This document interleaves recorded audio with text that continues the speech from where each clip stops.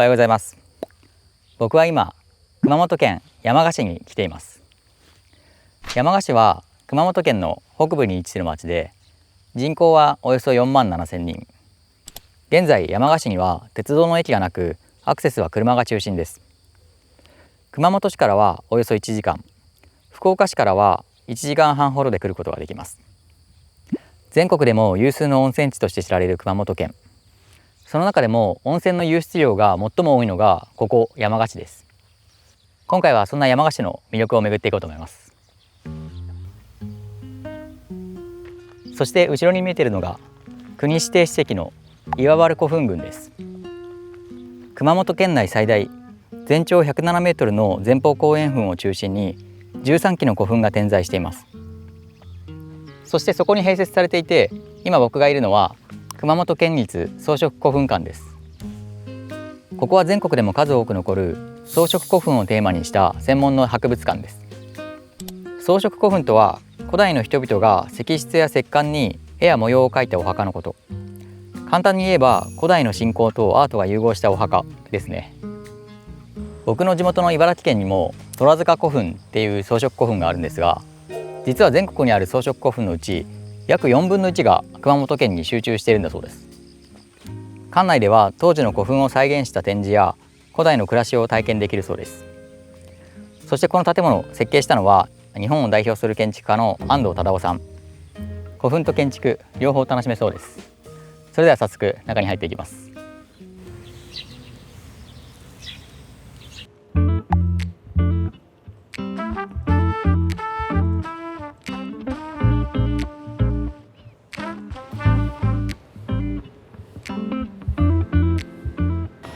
全国にある古墳のうち装飾古墳は1割にも満たない貴重なものなんだそうです。そしてそんな中で熊本県は全国でも最も装飾古墳の多い県なんですね。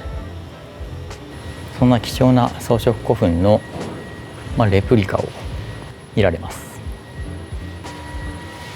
これ面白いですね。中にカメラが置いてあって、このカメラをコントロールすることでこうやって中の様子を見学することができます。結構もう360度見えます。そしてこれが熊本県で一番有名な乳房古墳。こんな感じです。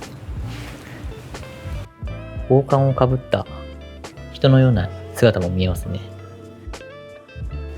乳房古墳の名前の由来って何なのかなって思ったんですけど、中央に描かれた2つの円が女性の胸、乳房に見えることから乳房と呼ばれるようになったそうです。まさかそんな由来だとは思いませんでしたね。乳房、そういうことだったんだ。古代の人たちはあの世に生まれ変わるっていうことを信じて、そのために石室を少しでも美しくせよと装飾したらしいですね。さあ、そしてこちらが中庭ですね。この安藤忠雄さんの建築の設計は古墳をイメージした設計だそうで、なだらかな曲線が印象的ですね。熊本県立装飾古墳館、面白かったですね。幾何学模様とか人物とか器物の模様とか、なんかおしゃれですよね。現代でも惹かれるような美的センスがあって、そしてこの建築もいいですね。優先的なデザインで本当に古墳と調和している感じです。入り口部分はこんななだらかなスロープになってて、それを上がっていくと展望所にたどり着きます。そして岩原古墳群が見渡せるっていうわけですね。気持ちがいいですね。建物自体はそんなに広いわけではないんですが、動線が良くて展示室もなかなか見ることができない装飾古墳の展示を堪能できました。ここが一応正面入り口っていうことなのかな。こんな感じで、反対側に来ると入り口とは違って直線的なデザインですね。一応平面図もありましたね。ここから中に入って、でさっきの展望所がこうぐるっとここですね。で今の入り口がここで、階段がここにあってって感じです。隣には実習棟っていうのが併設されてますね。何の実習をするんだろう。学芸員の人たちの研究施設とかそういう感じなのかな。いや面白かったです。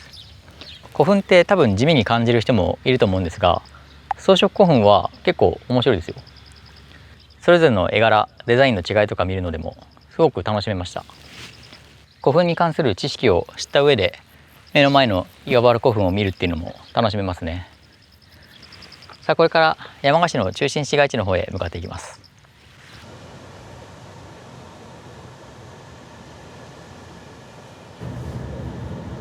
道路沿いに彼岸花が咲いてて綺麗ですね。ちょうど見頃の時期ですね。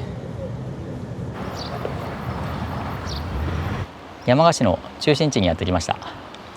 今後ろに見えているのが菊池川、そしてこの菊池川と交差するようにあるのが山鹿のメインストリート、豊前街道です。熊本から北へ進み、豊前、現在の北九州市小倉へと続く道筋が豊前街道。江戸時代には参勤交代で利用され、沿道の町は宿場として賑わいました。中でも熊本から最初の宿場町となっていたのがここ山鹿です。いい街並みですね。早速探索していきましょう。ここには歴史的な街並みが立ち並んでいます。自転車屋さん、酒造所、文房具店、印刷所、塗料のお店もありますね。ギャラリー、電気屋さんもありますね。すごい。市民茶館、いいね。看板建築だ。すごいこれ面白いですね。なんか蔵のような建物があるなと思ったら、アパートの通り面だけ塗装されて蔵っぽいデザインにされてます。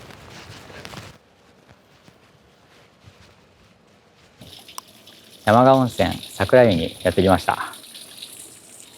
入り口の唐破風がかっこいいですね。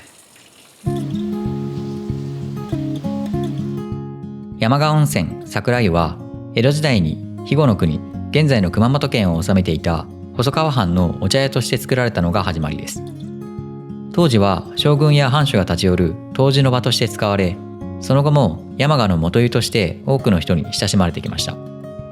時代とともに改築や修復を重ね、一度は解体されましたが、2012年に伝統工法を用いて再現され、今では九州最大級の木造温泉施設として蘇っています。営業時間は朝6時から24時までやってましたね。で、大人は350円。かなり良心的な値段ですよね。そして目の前には飲泉所があります。ちょっと飲んでみますか。すごいぬるいですね。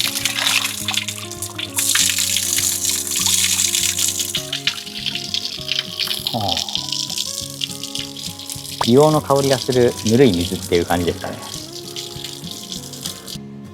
温泉資料室っていうのと龍の湯、池の間っていうのもありますね。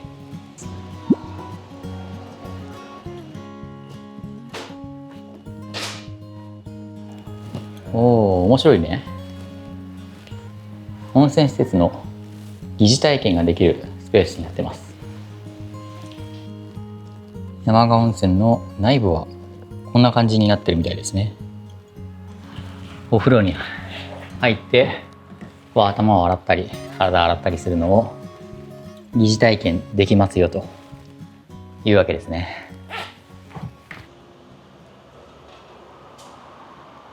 龍の湯、池の間を見学していきます。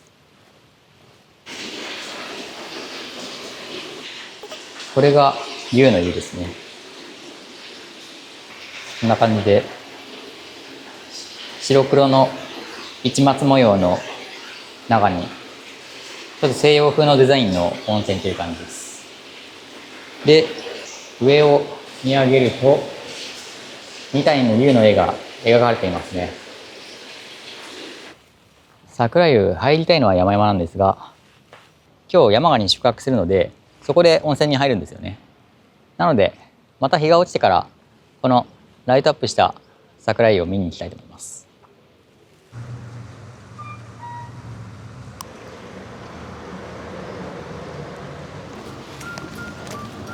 こんにちは。こんにちは。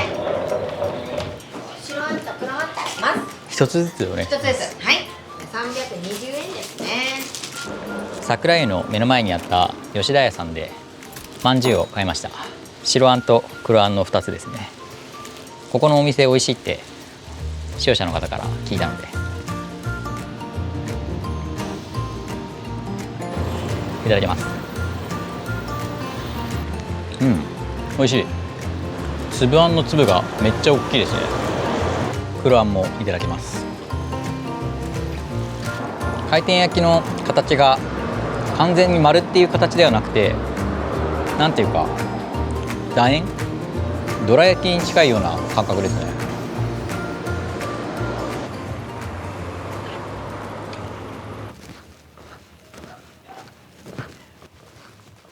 いいですね、本当に。昔ながらの建物がちゃんと活用されてるのがいいですよね。さあ、そして山鹿で一番来てみたかったところに来ました。八千代座です。こちらは明治時代から続く木造の劇場で、現役の芝居小屋ですね。いやー、ここに行きたかったんですよね。山鹿市にある八千代座は、地元の有志たちによって建てられた今年で115年の歴史を持つ芝居小屋です。当時は芝居や落語、映画など山鹿の文化と娯楽の中心として賑わいました。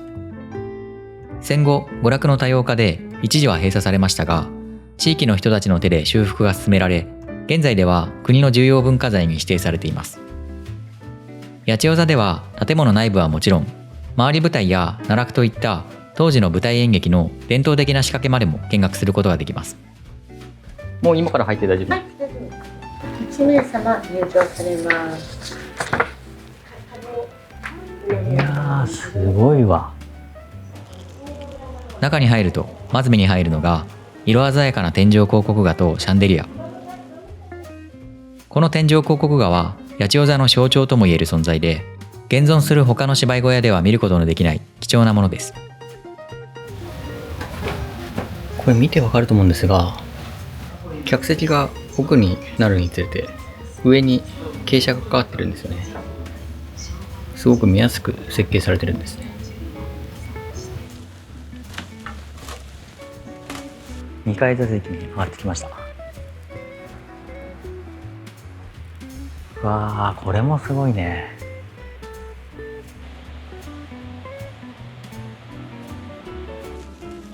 今座っているのは2階の上手の席。花道から舞台までちょうど全体を見渡せる位置です。どうやらここが一番いい席なんだそうです。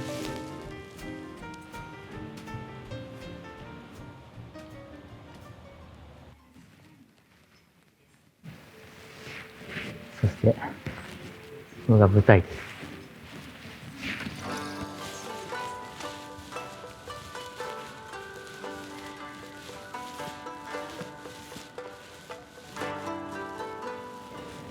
舞台で演じる人側からの景色ですね。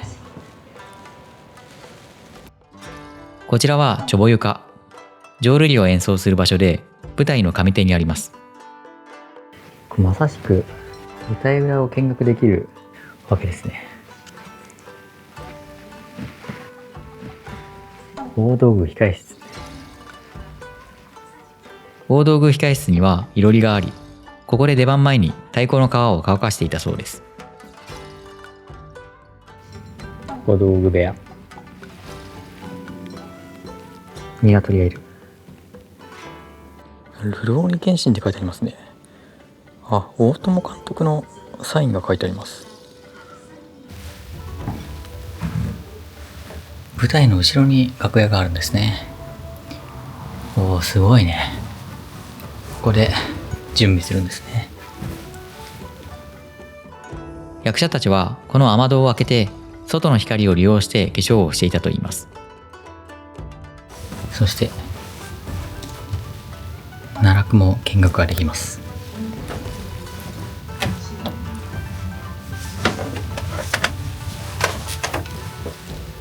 すごいですね。これが回り舞台ですね。舞台の下を丸く切り抜き、回転させる仕組みが回り舞台。場面転換の際には、舞台下の4つの棒を人力で押して回転させます。ここを多分持って力を合わせて場面転換させるってわけですよね。で、これが競りですね。大人4人で息を合わせて上に担ぎ上げるそうです。で、こっから役者が登場すると。いや、すごいね。この舞台の基礎部分ですね。この下は。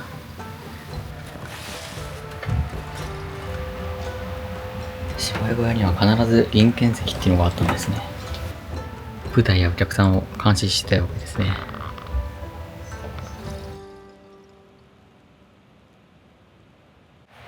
ありがとうございます。ありがとうございます。いや、素晴らしかったですね。いや、せっかくならここで歌舞伎とか芝居とか見たいですね。八千代座の公演の予定表があるんですが、なんか話を聞いたらカラオケ大会とかもできるみたいで、現役の芝居小屋を使ってカラオケとかイベント会場としても使えるみたいなので、すごい面白いですよね。八千代座があるこの通りもすごくいい感じの通りです。さあ、続いてやってきたのは山賀灯籠民芸館。山賀の代名詞ともいえるのが山賀灯籠。毎年8月に行われる山賀灯籠祭りでは、頭に灯籠を乗せた女性たちが優雅に舞い踊る千人灯籠踊りで知られています。そしてそんな山賀灯籠の世界を1年を通して楽しめるのがこちらの施設です。なんか外見は銀行建築っぽいですよね。中に入ってきます。山賀灯籠は山賀市で500年以上の歴史を持つ伝統的な工芸品です。手すきの和紙を使い、灯籠師と呼ばれる職人たちの繊細な手作業によって作られます。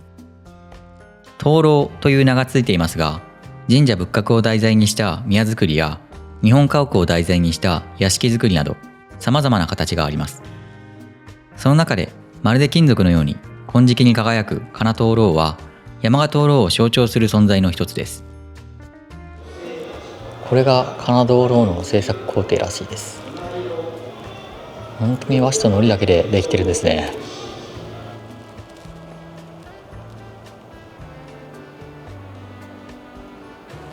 2階には山賀灯籠祭りのポスターを毎年手掛けている鶴田一郎さんの原画がコレクションされてありますね。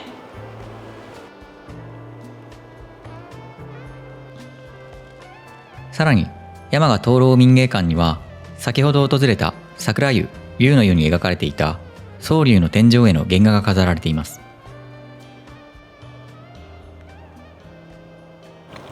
山賀灯籠祭り、一度は見てみたいですね。さあ、そして別館では実際に山賀灯籠を制作している工房で見学することもできるそうです。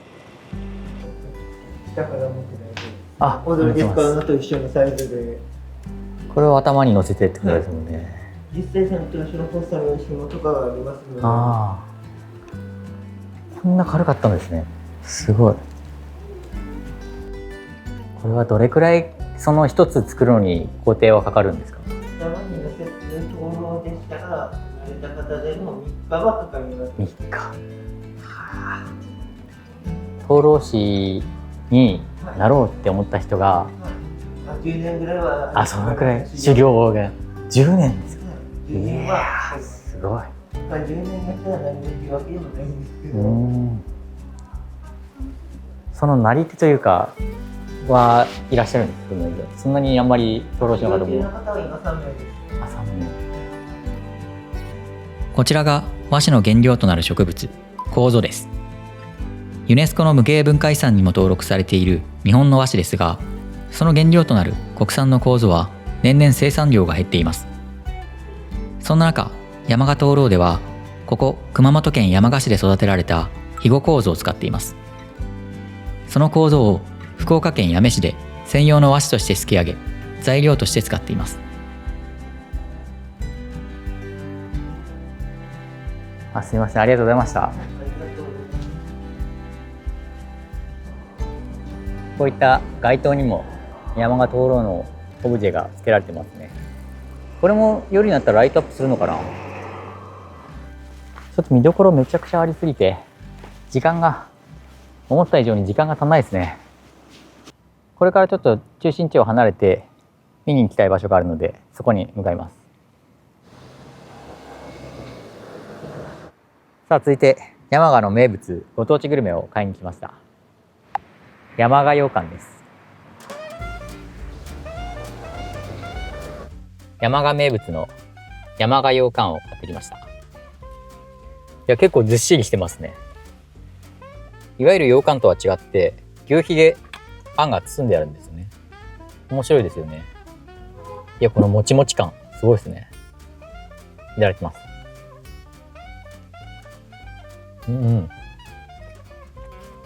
牛皮にほんのり塩気があって、あんの甘さと絶妙ですね。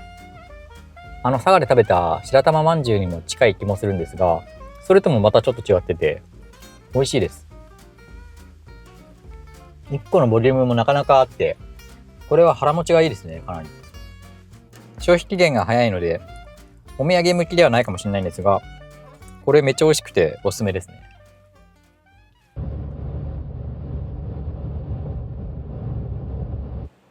山鹿の中心地から2、30分かけてやってきました。番所という集落です。これは綺麗だわ。ここでは棚田に咲く彼岸花を見ることができます。何でも熊本一の彼岸花の名所らしいので、来たかったんですよね。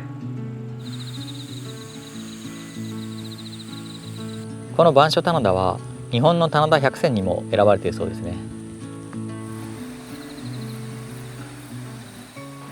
番所の棚田もそうなんですけど、この番所の集落自体がすごい美しいんですよね。山あいにあるのどかな集落という感じで、至る所に彼岸花が咲いてて、なんていうか幻想的な空気を感じますね。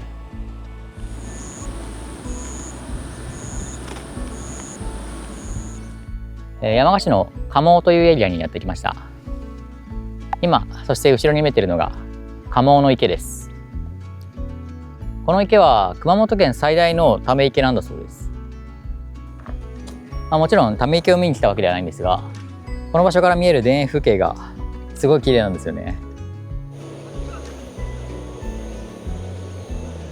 そして今から向かうのはこの場所から見えるあそこです。山に突き立つ大きな岩、あそこへ向かいます。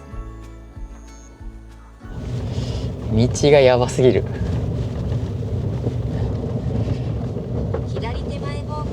完全に農業用道路だ。およそ200メートル先、右手前方向です。うわ、絶対違う方向行かせてたじゃん。さあ、やってきました。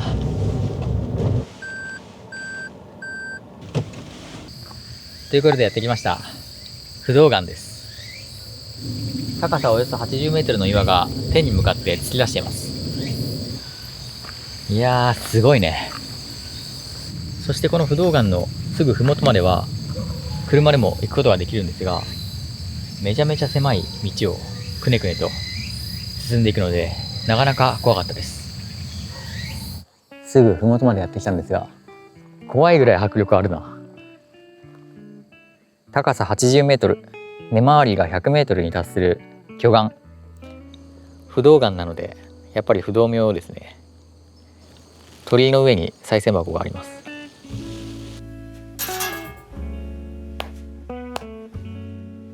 ここまで来るの大変でしたが、上から見る景色は来る価値がありますね。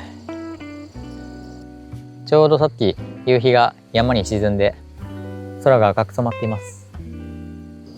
不動岩は前不動、中不動、後不動の3つの岩から構成されていて、中不動と後不動には遊歩道を使って登ることもできます。この登山口から登ることもできるんですが、登るつもりで来たんですが、予定より遅くなってちょっと日が暮れちゃったんで危ないのでやめておきます。この不動岩、なんと5億年以上前の岩石からできているそうです。まだ日本列島の形すらなかった時代に、長い年月をかけて砕けた小さな石とか砂とかさざれ石がやがて固まって生まれたのがこの巨大な岩石です。国家君が代のさざれ石の岩となりて、まさにその歌詞のそのままの通りがこの不動岩です。いや、せっかくなら中不動行きたかったですが、しょうがないですね。暗くなっちゃったんで。さあ、これからまた市内に戻って本日泊まる宿にチェックインして、また夜の街に行きたいと思います。さあ、本日宿泊するところにやってきました。奈良迫温泉癒しの湯です。ここは 100% 天然のラドン温泉で、宿泊施設も利用できる施設になっています。こういった宿泊施設が併設されています。で、本日泊まるのがこの部屋です。本当にベッドとトイレがあるだけの簡易的な部屋ですね。日帰りで利用できる温泉施設ですが、こういった宿泊者向けの施設もあって、なんか家族向けと一人向けと長期滞在者向けのなんか3種類ぐらい、種類がありましたね。今回泊まるこの部屋は1泊6600円で温泉と朝食付きなので、もう割と安いと思います。もう温泉に入って寝たいぐらいの気持ちなんですが、これから夕飯を食べに豊前街道の方に向かっていこうと思います。夜の豊前街道にやってきました。基本的にはお店閉まってるんですが、夜もやってるお店もあるみたいなので、そこでご飯食べようと思います。夕飯をいただいたのは福本商店。中華料理の居酒屋という感じで、店内もどことなく中国っぽい雰囲気が漂っています。このお店では山鹿の温泉水を使った山鹿餃子が名物なんだそう。注文したのは黒ごま担々麺と焼き餃子です。まずは餃子、一つ一つが大きくてもちもちの皮に肉汁たっぷりのあんが詰まっています。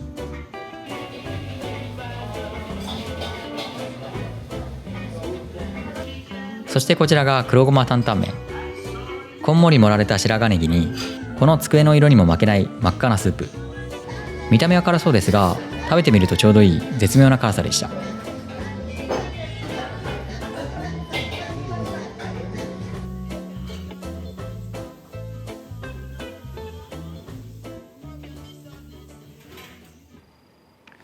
や、福本商店で夕飯食べてきました。黒ごま担々麺、見た目でめっちゃ辛そうかなと思ったんですけど、そんなことなくてうま辛でした。お店の雰囲気も良くて、この豊前街道にすごくマッチしたお店でした。古い街並みがちゃんと活用されているのがやっぱりいいですよね。夜の桜湯にやってきました。いいですね。ライトアップされた桜湯も結構続々と夜になったら入る方が増えて、本当に市民に愛されている温泉っていう感じがしますね。僕も宿に戻って温泉入りたいと思います。ということで山鹿温泉に入ってきました。ここの温泉は種類もたくさんあって、泉質もトロトロになるような感じで良かったです。露天風呂の桶のお風呂に入って上を見たら星空がすごいはっきり見えて、いや、なんかいいところだなと思いました。それだけでもすごく満足です。今日本当は山鹿市で他にも行きたいところあったんですが、なかなか見どころが多くて回りきれませんでした。今日行けなかったところにも行きたいので、明日の午前中に行って午後にまた別のところに行こうと思います。いや、でも楽しかったですね。ということで山鹿市の1日目はこんな感じで、もう寝ます。おやすみなさい。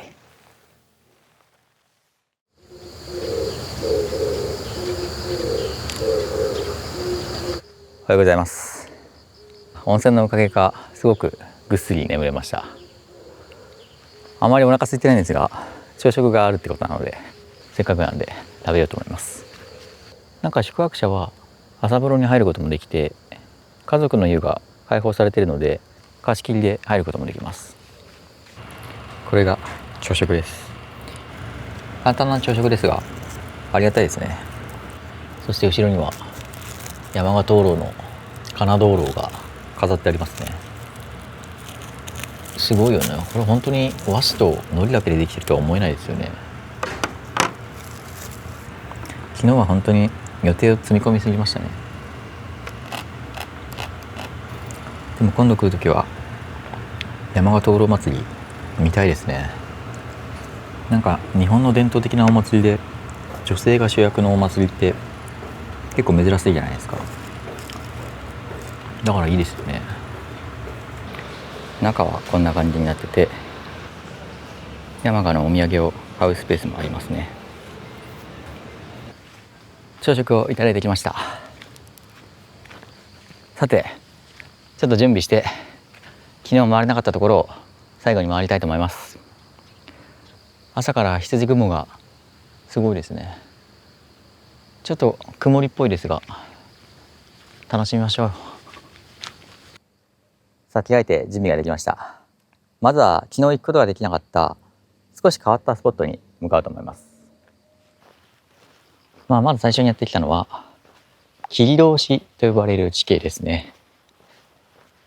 ここは山を切り開いて道ができたそうなので、ここがその切通しの入り口ですね。切通しこちらって書いてありますね。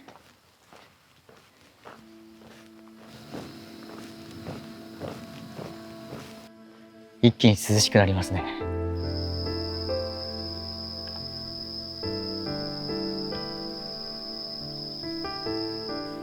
いやーすごい空気ですね。道幅が狭くて両脇に切り立ってるので、なんていうか迫ってくる感じがしますね。昨日来るつもりだったんですが、むしろ今日になって朝見た方がすごく雰囲気があっていいですね。途中には石仏も安置されてますね。この辺りは岩熊山って呼ばれる丘陵地帯で、昔はこの山を越える際に転落事故が多発していたことから安全に通行できるようにと昭和初期に地域の人々が切り開いたと言われています。なんかかつては崖がむき出しの状態だったらしいんですが、現在はコンクリートで補強されていて、それもあってなんか得意な雰囲気を感じますね。異世界の入り口みたいな、そんな感じです。コンクリートの補強が剥がれて中の岩肌が見える場所もありますね。長さは本当に200メートルぐらいなので、すぐ通り抜けることができます。切通しの石仏群、仏記念碑。かつては88体の石仏が置かれていたそうですね。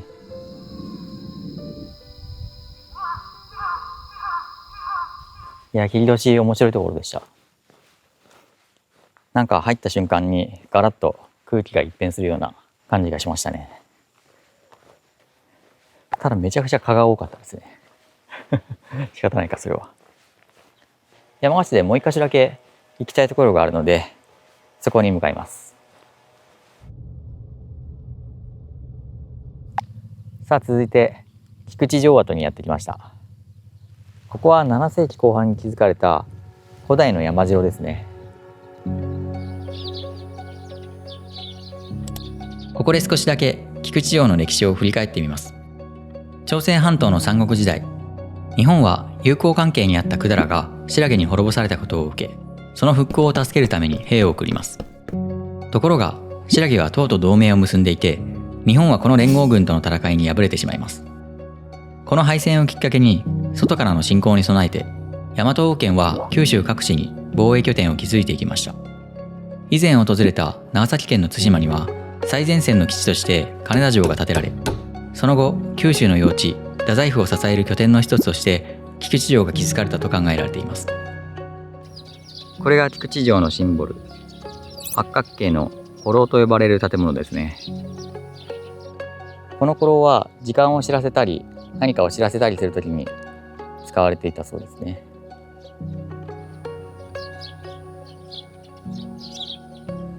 内部の様子を覗き見ることもできますね。柱がすごいたくさんありますね。こんな感じなんだ。八角形型の塔の建物ってなかなか珍しいと思うんですが、僕以前長野に住んでいたことがあって、長野にある確か国宝の安楽寺っていう八角形の建物があるんですが、それにもなんとなく似たような感じがしますね。そしてその古楼の隣にあるのが米蔵ですね。いや、近くで見ると結構大きいです。こういう風に高床式になってて、もうお手本のようなあぜ蔵作りですね。太宰府の補給拠点になっていたので、そういった食料とかを蓄える施設があったことがよくわかりますね。